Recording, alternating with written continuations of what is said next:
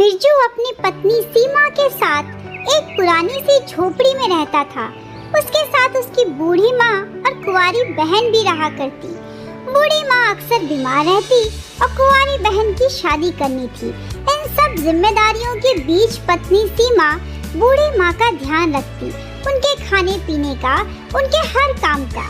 अपनी पत्नी को परेशान देख बिरजू घर के कामों में हाथ बटा दिया करता। दूसरी तरफ बड़ा भाई सतपाल, जो अपनी पत्नी गरिमा के साथ रहा करता, दोनों ने ही अपनी जिम्मेदारियों से हाथ खड़े कर लिए थे। बेहद चंट और चालाक थे। सतपाल ने अपनी बहन की शादी की जिम्मेदारियां और बूढ़ी माँ को रखने से मना कर दिया था। ऐसे में घर की सारी जिम्मेदारियां बेचारे बिरजू पर थी। उसके पास 2 बीघा जमीन थी, जिसमें वह अलग अलग तरह की फसलें उगाता और गुजारा करता। तो वहीं बड़ा भाई सतपाल बेहद आलसी और निकम्मा था। हमेशा अपनी खटिया बिछाकर पसरा रहता। जब भी काम से थक हार कर बिरजू खाने के लिए टिफिन का डब्बा खोलता, तभी सतपाल सूंघता हुआ उसके पास आ जाता और उसे खाने के लिए पूछा करता। क्योंकि बिरजू इतना भोला था तो हमेशा सतपाल को खाने के लिए मना नहीं करता था। बड़े आराम से बैठकर सतपाल बिरजू का सारा टिफिन अकेले ही खा जाता। अरे वाह भैया वाह, भाई जो कहो, भाभी के हाथों में तो एकदम जादू है। ये आलू की रस्सेदार सब्जी और ये भिंडी का भरता क्या मजेदार बनाया है।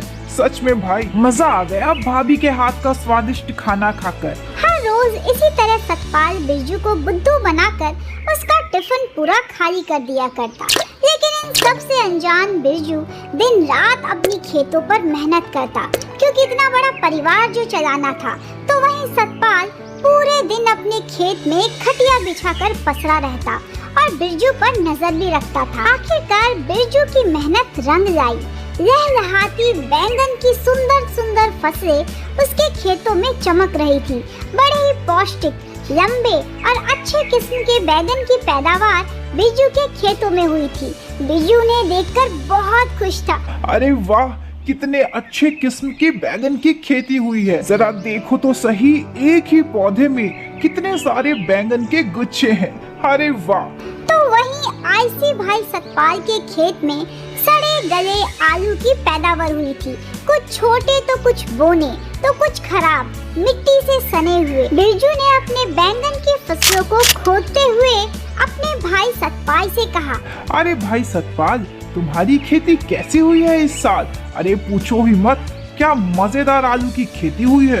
इतने अच्छे अच्छे गोल गोल बड़े बड़े आलू हुए हैं। अरे वाह, ये तो बहुत अच्छा है। इस बार मैंने बैंगन की खेती की है, खूब ही अच्छे किस्म के बैंगन आए हैं। तो ठीक है, कल दोनों भाई बाजार जाकर अच्छी कीमतों पर सारी फसलों को बेच आते हैं। हाँ, ये तो तुमने ठीक कहा। लेकिन मन ही मन सतपाल को बिरजू से बड़ी ही जलन हो रही थी। उसके मन में तो कुछ और ही षड्यंत्र चल रहा था। इन सबसे अनजान बिरजू अपने अच्छे और बड़े हरे, काले और बैंगनी बैंगन को भर के टोकरी में अपने घर आता है। अपनी माँ, बहन और बुआ को अच्छी फसलें दिखाता है। पत्नी बड़ी ही खुश होती है। बड़े ही मजेदार बैंगन का भरता और बैंगन के पकोड़े बनाकर पूरे परिवार को खिलाती है। अगली सुबह बिरजू बड़े से ठेले में बैंगन लेकर बाजार की तरफ आता है। तो वहीं बड़ा भाई सतपाल भी आलूओं को लेकर बाजार में आता है। अरे भाई, ये आलू तो थोड़े सड़े गले हैं। अरे बिरजू, वो क्या है ना, मैंने सोचा पहले सड़े गले आलूओं को निकाल दूं, उसके बाद अपनी अच्छी किस्म की आलूओं को लेकर आऊंगा। ऐसा कहकर दोनों भाई घर लौट आते हैं। लेकिन सतपाल के तो लगभग सारे ही आलू खराब होते हैं। उसमें से भी जो उसने थोड़े बहुत रसोई घर में रखे होते हैं, उनमें चूहे लग जाते हैं। कुतर कुतर कर सारे आलूओं को खा जाते हैं। अरे ये देखो, एक तो पहले से ही खराब फसल थी, ऊपर से इन चूहों का सत्यानाश हो सारी फसल खराब कर दी। नहीं, मेरी फसल तो खराब हो गई है, पर मैं उस बिरजू की फसल को भी सफल नहीं होने दूंगा। मैं कुछ करता हूँ। अरे सुनिए, मैं तो कहती हूँ पड़ोस वाले गांव से कुछ डकैतों को बुलवा कर ना उसका सारा खेत ही तबाह करवा दो। अरे वाह भाग्यवान, तुम तो बड़ी समझदार हो। हाँ, ठीक कहा, ऐसा ही करूँगा। सतपाल लठेतों से बात करता है। ठीक उसी रात को दूसरे गांव के कुछ डकैत बड़ी बड़ी चाकू लेकर, औजार लेकर पूरी की पूरी बैंगन की फसलों को तबाह कर देते हैं और दोनों पति पत्नी बड़े ही खुश होते हैं। अरे वाह, अगर हमारी फसल अच्छी नहीं हुई तो भला बिरजू भैया की फसल कैसे अच्छी होगी? ये तो होना ही था। हाँ भाग्यवान, बड़ा ही इतरा कर मेरे सामने बोल रहा था मेरी फसल बड़ी अच्छी हुई है, ये लो तबाह हो गई। ऐसा कहकर दोनों पति पत्नी घर चले जाते हैं। जब अगली सुबह बिरजू अपने खेतों में बैंगन बीनने आता है तो देखता है उसका पूरा खेत तबाह हो चुका है। चारों तरफ सिर्फ मिट्टी ही मिट्टी है और चाकुओं के निशान, कुछ कदम के निशान। ये समझते हुए बिरजू को देर नहीं लगती कि ये सारा काम लठेतों का है।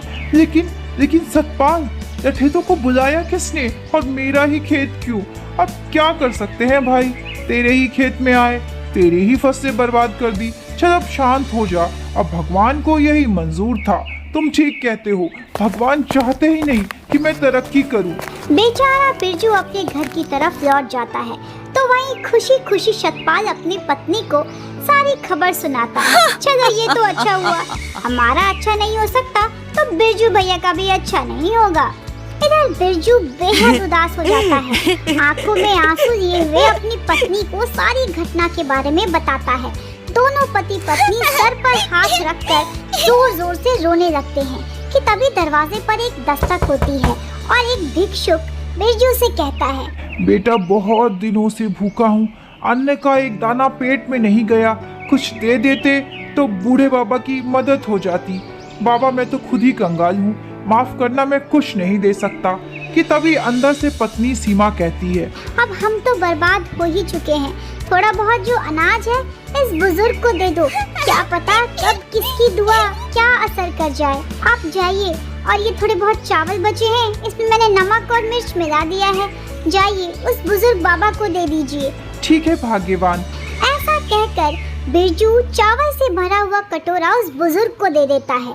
बुजुर्ग अपनी दिव्य दृष्टि से सारे दुखों का कारण पता लगा लेता है और बिरजू को एक बोतल में गंगा जल भर के देता है। देखो बेटा, ये गंगा जल अपनी फसलों में छिड़क देना, फिर देखना चमत्कार। अगले दिन बाबा के कहे अनुसार बिरजू पूरे खेतों में गंगा जल को छिड़क देता है और उसके अंदर थोड़े से बीज भी डाल देता है। बीज के ऊपर गंगा जल, देखते ही देखते छोटे छोटे बीज बड़े पौधों का रूप ले लेती है, जिसमें अच्छे किस्म के पहले से भी बड़े और शानदार बैंगन की पैदावार होती है। गजब की बात तो ये है कि वह एक बैंगन तोड़ता है तो दूसरा बैंगन अपने आप आ जाता है।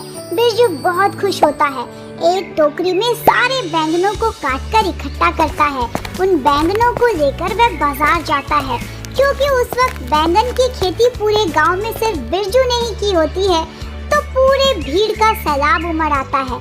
सभी गांव वाले कोई 1 किलो तो कोई 5 किलो तो कोई 7 किलो बारी बारी हरे, बैंगनी और काले बैंगन को बिरजू से खरीद लेते हैं। क्योंकि बैंगन की फसल जादुई होती है तो हर बार बिरजू के एक बैंगन तोड़ने पर 2 नए बैंगन की उपज हो जाती है। खुशी खुशी बिरजू उन बैंगनों को लेकर गांव के बाजार जाता है और खूब ही अच्छे दामों पर उन्हें बेच देता है। फिर वह घर आता है और फिर से बैंगनों को तोड़कर बाजार में बेच आता है। इस तरह धीरे धीरे करके उसके परिवार में खुशी आने लगती है, अच्छा खासा मुनाफा आने लगता है। ये देखो कितने सारे पैसे इकट्ठे हो गए। जल्दी ही बिरजू अपने परिवार के लिए एक अच्छा खासा घर खरीदता है। अपनी बहन की शादी पूरे गांव समाज के सामने बड़े ही धूमधाम से सुख और संपन्न परिवार में करता है। दोनों पति पत्नी की खुशी का ठिकाना ही नहीं रहता। बिरजू अपनी पत्नी सीमा और बूढ़ी माँ के साथ आलीशान घर में खुशी खुशी जीवन बिताता है। इसी तरह की भावनात्मक और मनोरंजक कहानियों के लिए चैनल के साथ जुड़े रहे। चैनल को लाइक सब्सक्राइब करना ना भूलें।